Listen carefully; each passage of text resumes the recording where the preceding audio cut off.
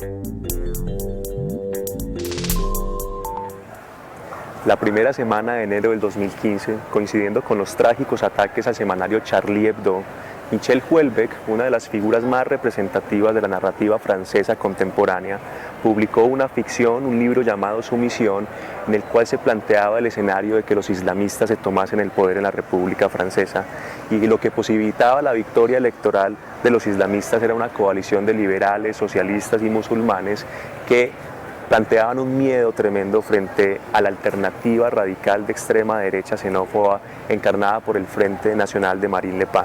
Y se planteaba así una doble amenaza que vive Francia y que vive la comunidad europea. De un lado, un islamismo cada vez más radicalizado y propenso a justificar la violencia, y de otro lado, una extrema derecha guerrerista, xenófoba, que aboga por una respuesta desmesurada y violenta frente al primer tipo de amenaza. Es en ese contexto en el cual debemos interpretar lo que recientemente ha sucedido en París y la respuesta violenta que está ejerciendo la comunidad internacional sobre Siria y el contexto de Oriente Medio, que es donde se ha generado justamente la problemática. Y tenemos que plantear dos tipos de respuestas: de un lado la que va a ofrecer la sociedad civil y de otro lado la que ofrece la comunidad internacional.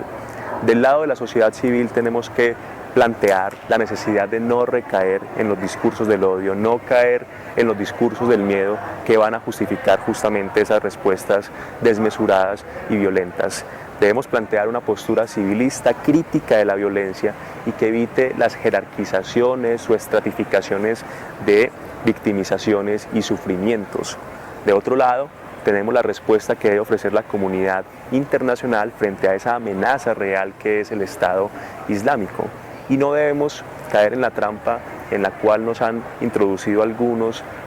opinadores alarmistas y amarillistas que dicen que lo que se viene es la Tercera Guerra Mundial. Tenemos un conflicto interno en Siria que se ha internacionalizado hace ya bastantes años y que de hecho involucra a distintos actores, pero tenemos que ver cómo caracterizamos ese conflicto y cómo vemos los intereses que están en juego por parte de esos actores. Hay que evitar las lecturas dicotómicas y trágicas, sobre todo algunas que plantean dos grandes dilemas. La postura de quienes dicen que debemos criticar la guerra en Siria, no a la guerra en Siria, pero lo que olvidan quienes defienden esa postura es que llevamos 4 años en un enfrentamiento tremendo que ha producido más de 200.000 víctimas civiles, más de 2 millones de refugiados y que no ha podido resolverse internamente. Habría que ofrecer algún tipo de respuesta frente a esa grave crisis humanitaria. Y el otro gran dilema que nos plantean es que no debe posibilitarse ni justificarse el intervencionismo internacional. Pero lo que estamos olvidando cuando planteamos esa postura es que desde el inicio mismo de la guerra civil siria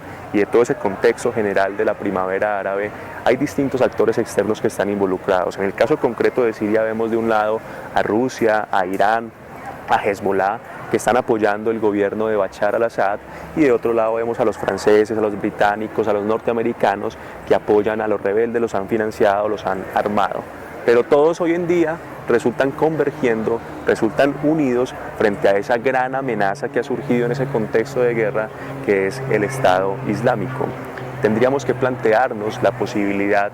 de que en ese contexto internacional en el cual están involucrados distintos actores se dé una salida negociada y se posibilite una transición lo más pacífica posible que evite de un lado el problemático escenario de un derrocamiento a la fuerza de Bashar al-Assad, pero de otro lado un fortalecimiento del Estado Islámico, lo cual replicaría ad infinitum la violencia que hoy en día estamos viviendo.